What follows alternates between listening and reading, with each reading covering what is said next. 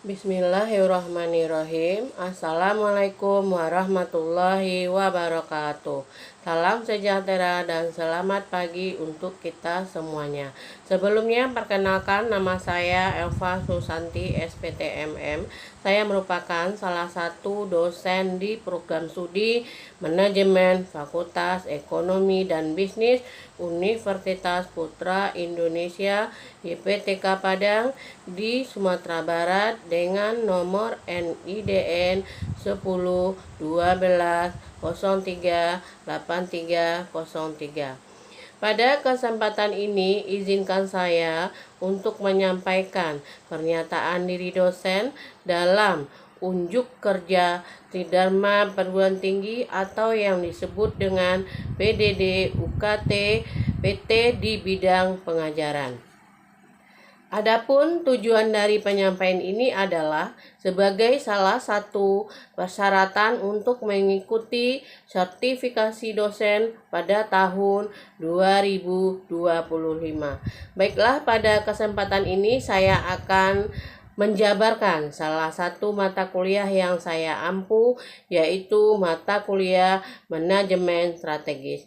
Mata kuliah Manajemen Strategis ini merupakan salah satu mata kuliah wajib bagi jurusan manajemen di semester 4 dengan bobot 3 SKS. Untuk dapat mengambil mata kuliah ini, mahasiswa terlebih dahulu harus lulus dalam mata kuliah pengantar manajemen. Baiklah, kita lihat yang pertama deskripsi mata kuliah. Mata kuliah Manajemen Strategis itu berada di semester 4 dengan kode mata kuliah KBEM 43112 dengan bobot 3 SKS. Mata kuliah Manajemen Strategis ini mempelajari berbagai topik strategis pada manajemen, baik perusahaan maupun organisasi lainnya.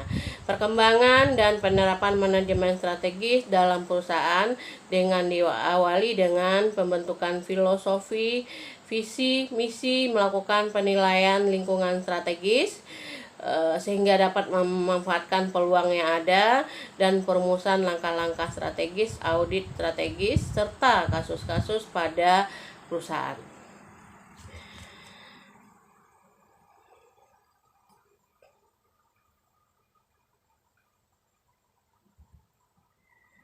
Adapun capaian pembelajaran mata kuliah atau CPMK dari mata kuliah Manajemen Strategis, yaitu yang pertama, mahasiswa mampu menjelaskan dan menganalisis isu-isu terkini yang berkaitan dengan manajemen strategis.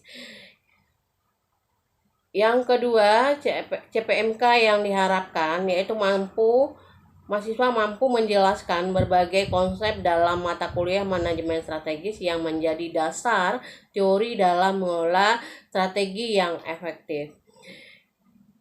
CPMK yang ketiga, mahasiswa mampu mengambil keputusan dalam mengatasi masalah-masalah yang muncul dalam pengelolaan manajemen strategis.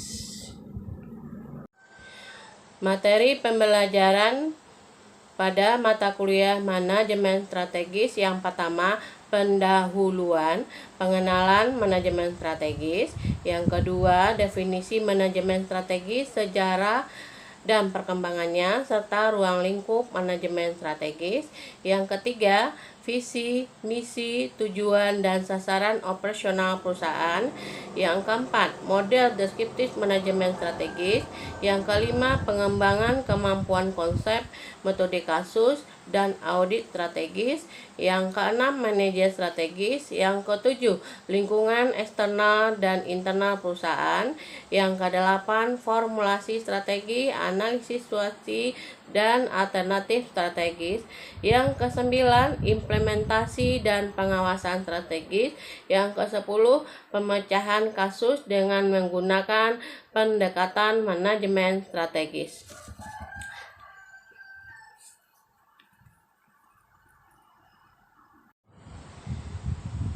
Adapun buku referensi yang saya gunakan dalam mata kuliah ini adalah yang pertama, Manajemen Strategis, pengarangnya Agustinus Triwahyudi. Yang kedua, Manajemen Strategis oleh W.F. Groot. kemudian manajemen strategis oleh Hargo Utomo, yang keempat buku-buku manajemen strategis lainnya yang mendukung untuk proses pembelajaran. Jumlah pertemuan dalam mata kuliah manajemen strategis adalah 16 kali pertemuan, di mana ada 2 pertemuan yang terdiri dari untuk ujian tengah semester atau UTS dan ujian akhir semester atau UAS. Sedangkan 14 pertemuan lagi untuk materi atau pembahasan. Adapun metode pembelajaran dalam mata kuliah manajemen strategis adalah DIA, Delivery Interaction Assessment. Mode pembelajaran pada mata kuliah ini yang saya gunakan yaitu cooperative learning, diskusi, penugasan atau assessment. Mode pembelajaran mata kuliah manajemen strategis dapat menyajikan sistem pembelajaran yang terintegrasi, baik pertemuan tatap muka di kelas ataupun melalui platform LMS Universitas Putra Indonesia YPTK Padang untuk memudahkan mahasiswa dalam proses pembelajaran. Media pembelajaran yang digunakan pada mata kuliah ini adalah yang pertama perangkat lunak, di mana perangkat lunak yang digunakan yaitu e-study, Zoom meeting atau Google Meet. Yang kedua perangkat keras. Perangkat keras yang dapat digunakan yaitu laptop, LCD atau proyektor. Adapun sistem penilaian pada mata kuliah manajemen strategis ini akan saya lihat dari kehadiran 15%, tugas kelompok terdiri dari 10%, tugas individu terdiri dari 10%, sedangkan untuk ujian tengah semester terdiri dari 30% dan untuk ujian akhir semester terdiri dari 35%. Demikianlah video pemaparan saya mengenai mata kuliah yang saya ampu, yaitu manajemen strategis. Berikut cuplikan video pembelajaran saya di kelas dengan mata kuliah manajemen strategis. Selamat menyaksikan. Terima kasih. Wassalamualaikum warahmatullahi wabarakatuh. Bismillahirrahmanirrahim. Assalamualaikum warahmatullahi wabarakatuh. Waalaikumsalam warahmatullahi wabarakatuh. Selamat pagi semuanya. Pagi, Bu. Apa kabarnya hari ini? Baik. Alhamdulillah sehat ya. Oke, baiklah kita mulai dulu kegiatan kuliah kita diawali dengan berdoa. Berdoa mulai.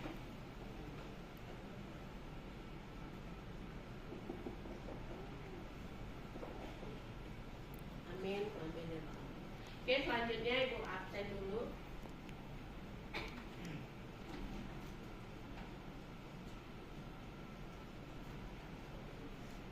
Naswa,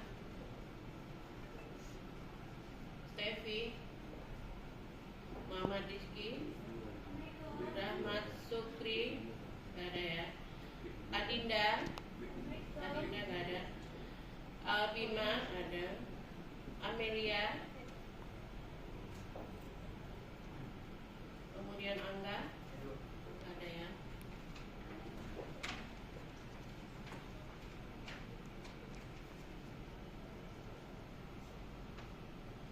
Kemudian Dina, Iza, kemudian Indah, Muhammad Zahran, Nada, Nazira, kemudian Nur Ihsan,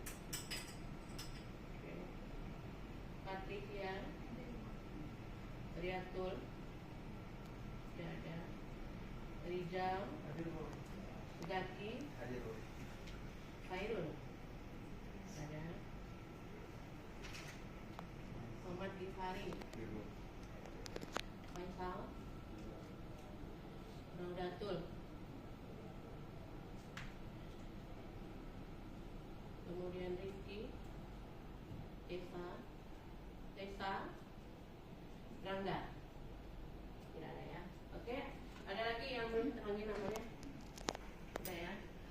selanjutnya Ibu akan mereview dulu ya materi kita, itu tentang evaluasi dan pemahaman. Masih ingat materi tentang evaluasi? Masih ingat? Masih ingat? Yang ingat coba angkat tangannya. Masih? Silakan. Berdiri. Nggak apa-apa, lihat buku juga nggak salah. Silakan. Evaluasi. Silakan. Riza. Silakan. Evaluasi.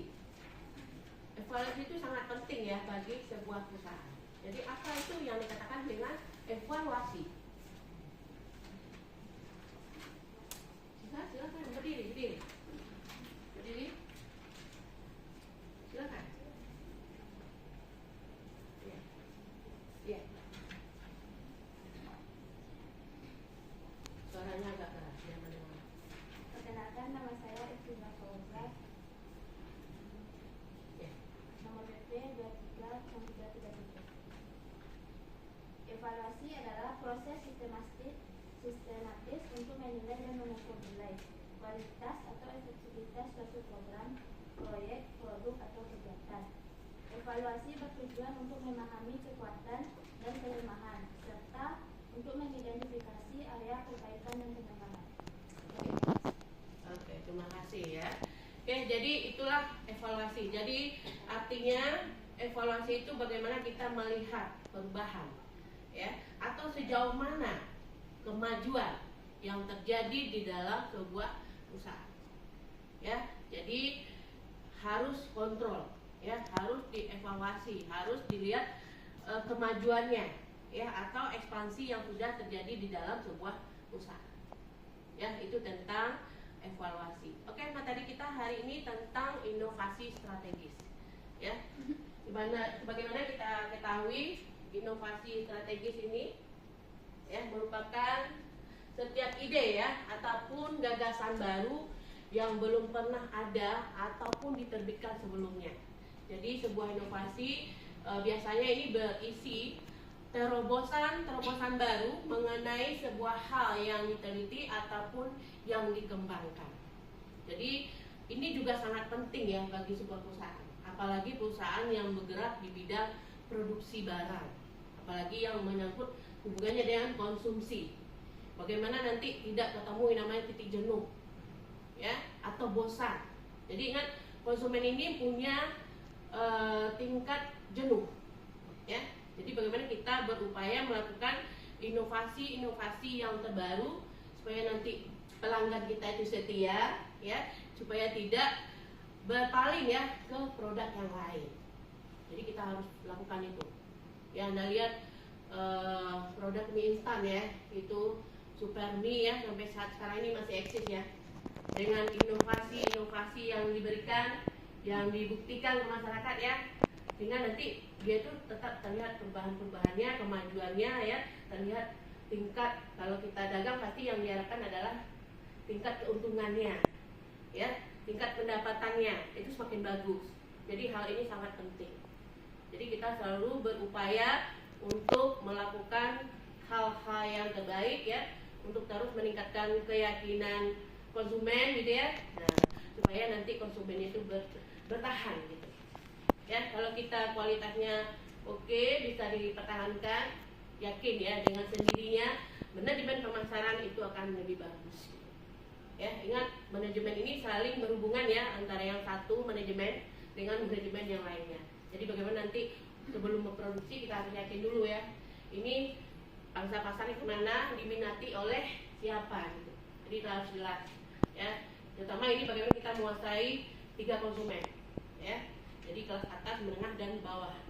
Nah, itu tergantung dari perusahaan. Jadi inovasi yang terbaru yang akan dimunculkan, yang akan diproduksikan ya, itu nanti pangsanya kemana. Apakah kita di kelas atas dulu dengan packing yang bagus, harganya mahal gitu ya, atau kita tiga-tiganya ya, 3 pangsa pasar kita ya. Jadi bagaimana nanti itu tergantung dari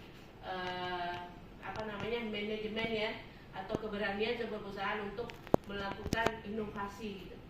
Ya, jadi harus siap. Jadi untuk produksi bagaimana nanti tidak terjadinya permasalahan ya di bagian pemasaran. Jadi harus disurvei dulu. Nanti saya di pasar-pasar di daerah Solo misalkan atau di daerah mana, kita harus coba dulu, kita harus lihat dulu, pastikan produksi itu kita yakin akan bisa diterima oleh masyarakat. Itu ya inovasi. Nah, inovasi ini terlihat ya ciri-cirinya.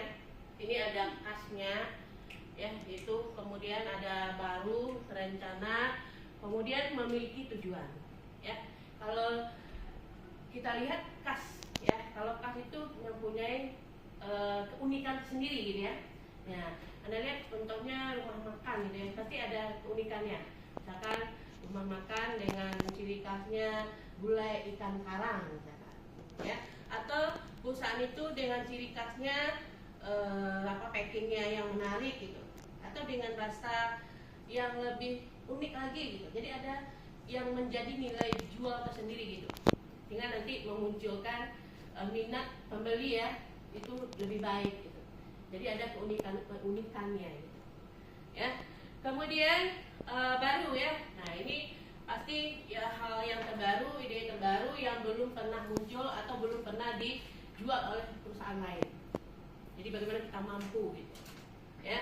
Kemudian terencana, terplanning dengan bagus ya, sehingga nanti tidak terjadi permasalahan di pangsa pasar atau di manajemen pemasarannya ya. Kemudian yang pasti tujuannya, kalau kita sudah berinovasi, apa tujuannya kita? Apa tujuannya? Sudah kita publikasikan, sudah kita jual ya. Tujuan kita apa? Tujuan kita keuntungan ya. Pasti kita mau meningkatkan pendapatan, keuntungan yang lebih bagus gitu ya. Nah, lebih memperluas pangsa pasar lagi gitu ya. Nah, itu tujuan kita ya. Jadi kalau dagang tujuannya adalah income. Apa itu income? Pendapatan ya. Bagaimana nanti kita bisa terlihat ya, meningkat ya. Pertumbuhan ekonomi yang sehat, manajemen perusahaan yang sehat, dia akan naik kurvanya ya, makin terlihat kemajuannya. Jadi punya tujuan. Kalau tidak punya tujuan berarti belum jelas ya. Jadi harus jelas dulu. Nanti saya inovasinya seperti ini, nanti target saya 1 triliun dalam 1 tahun misalkan ya. Itu kan baru hipotesisnya ya, yang diharapkan. Tapi apakah sesuai nanti yang diharapkan? Maka kita harus lakukan yang namanya evaluasi. Nah, bagaimana yang diharapkan sesuai dengan hasil yang sesungguhnya. Nah, jadi kalau sesungguhnya itu udah jelas berarti. Kalau yang diharapkan berarti masih hipotesis gitu. Belum tahu ya berapa yang didapatkan sebenarnya. Tuh ya. Selanjutnya jenisnya sini ada 4 jenis ya. Itu ada penemuan, kemudian pengembangan, duplikasi, sintesis. Jadi di sini penemuan adalah kreasi suatu produk ya, jasa atau proses baru yang belum pernah dilakukan sebelumnya. Jadi seperti yang mau bilang tadi, yang punya ciri khas dan buatan terbaru yang belum bisa ya, yang belum bisa dilakukan oleh orang lain gitu. Nah, itu memang susah-susah gampang ya. Jadi bagaimana kita terus selalu mempunyai skill ya, mempunyai keahlian apa ya yang bisa nanti kira-kira saya pasarkan lagi produknya. Apa sih yang dibutuhkan oleh masyarakat? Sekarang udah banyak ya produk-produk gitu ya, artinya sudah bisa ya membuat dari pemenuhan kebutuhan masyarakat itu sudah bisa terpenuhi. Nah, sudah bisa terpenuhi, apa kira-kira yang belum bisa didapatkan oleh konsumen? Itu yang harus kita lakukan ya. Jadi kita harus bisa menemukan hal-hal itu dengan cara melihat kebenaran di lapangan ya. Sekarang udah semakin santai ya, laundry udah ada ya. Nah, zaman dulu nggak ada laundry, sekarang udah ada laundry gitu ya. Kalau nggak bisa antar udah ada yang jemput gitu ya. Jadi sekarang udah mati keenakan orang sekarang ya. Yang dipikirkan orang sekarang adalah bagaimana nanti bisa mendapatkan uang gitu ya. Dengan adanya uang dia bisa membuatkan kepuasan yang ingin diharapkan gitu. Ya, jadi itu yang terlihat. Kemudian pengembangan itu adalah suatu produk jasa atau proses yang sudah ada. Konsep seperti ini menjadi aplikasi ide yang telah ada ya, berbeda ya. Jadi di sini bagaimana nanti kita bisa lebih mengembangkan. Kalau udah ada hal terobosan baru, bagaimana kita bisa lebih kembangkan, bagaimana kita lebih modifikasi, bagaimana kita lebih bisa mewujudkan ya hal-hal yang lebih baik lagi ya, yang otomatis tidak mengurangi dari kualitas gitu. Ya, jadi membuat pengembangan lebih bagus. Jadi kita harus berkembang terus gitu ya, supaya nanti kepercayaan terhadap publik atau masyarakat atau konsumen itu dengan sendirinya muncul gitu. Jadi kita harus bisa mengembangkan gitu. Ya, jadi nggak perlu lagi promosi, nggak perlu lagi iklan ya, cukup dengan pengembangan, buktikan secara real ke konsumen ya, itu yang perlu. Kemudian duplikasi, ini peniruan ini udah banyak ya. Apa contohnya? Anda lihat sekarang KFC ya, udah ada yang kaki lima ya. Kemudian yang Ciko, apalagi donat gitu ya, udah banyak ya. Udah banyak duplikasinya. Jadi bagaimana nanti dari segi kualitas juga nggak kalah saing ya. Kita beli ayam yang Presto, kemudian kita beli ayam apa lagi Debesto gitu ya, nggak kalah saing gitu ya. Nah, sama-sama ayam juga ya, padahal rasanya juga sama gitu, tapi masih banyak duplikasi gitu. Jadi bagaimana nanti kita bisa tetap tetap bersaing gitu ya, dan tetap bisa bertahan. Kemudian sintesis, itu perpaduan konsep dan faktor yang sudah ada menjadi formulasi baru. Jadi kita formulasikan lagi, kita olah lagi ya, bagaimana nanti bisa lebih baik lagi ke depannya ya. Kemudian selanjutnya apa sih manfaatnya? Nah, untuk meningkatkan kualitas, kemudian mengurangi biaya tenaga kerja ya. Jadi kalau dengan teknologi yang bagus, jadi untuk biaya tenaga kerja akan bisa berkurang ya, cukup dengan teknologi saja dengan membatasi sumber daya manusia ya. Anda lihat sekarang udah canggih ya teknologi untuk mengantarkan makanan ke konsumen, udah ada robot sekarang ini ya, artinya mengurangi biaya tenaga kerja. Jadi itu inovasi di negara-negara maju ya, yang sudah dilakukan oleh sebuah restoran gitu ya, itu yang dilakukan untuk mengurangi biaya tenaga kerja. Kemudian untuk menciptakan pasar baru, memperluas jangkauan produk gitu ya.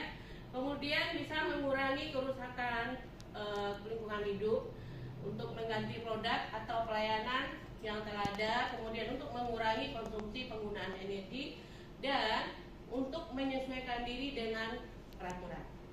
Jadi harus regulasi ya, inovasi harus regulasi, jangan nanti menyimpang gitu. Jadi berjalan di koridornya, berjalan di relnya ya, supaya nanti bisa apa yang ditargetkan itu bisa tercapai. Oke, lanjut.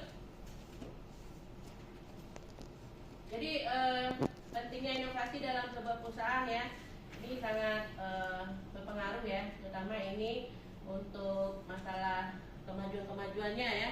Jadi nanti di sini kita bisa tetap ekspansi ya, terus bisa menguasai ya yang namanya perilaku konsumen ya. Jadi itu sangat penting dalam sebuah perusahaan.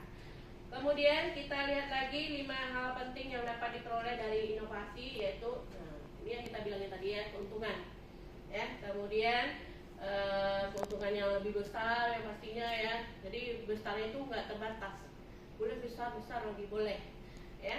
Kemudian menarik animo masyarakat, bagaimana nanti kita semakin bisa membuat konsumen itu mati penasaran gitu ya. Anda lihat dari iklannya, contohnya mie wow spaghetti ya. Sekarang zaman dulu kan mungkin di tahun 2024 wow spaghetti ini kategori yang nggak diminati lah ya. Sekarang dengan harganya yang murah ya, yang murah meriah, itu bisa ya, kalangan bawah juga bisa makan spaghetti gitu ya. Itu salah satu bentuk inovasi dalam produk ini gitu ya.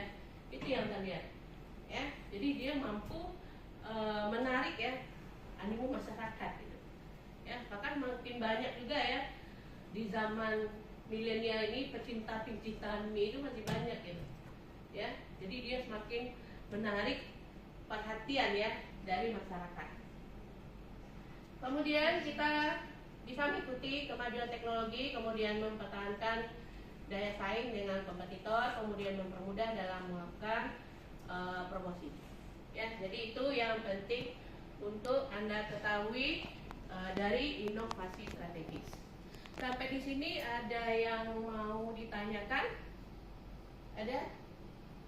Ada? Jika tidak ada pertanyaan berarti sudah paham. Sekarang Bu minta Ananda memberikan kesimpulan. Silakan. Berdiri. Apa itu inovasi? Ada? Yang bisa? Rijal? Rijal, apa itu inovasi? Silakan. Silakan. Silakan.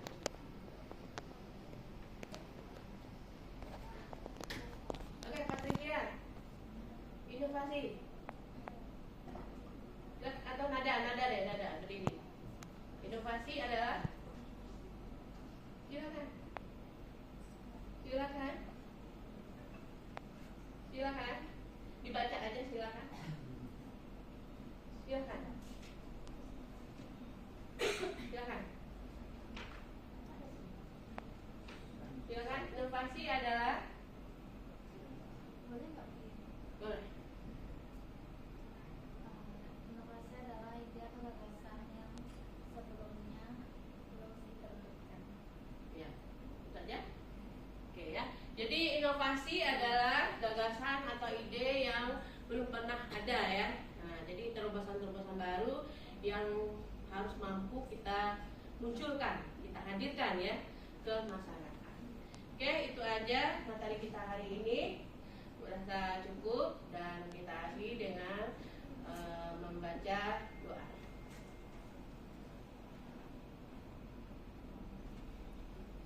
Amin, amin ya rabbal alamin. Terima kasih. Assalamualaikum warahmatullahi wabarakatuh. Waalaikumsalam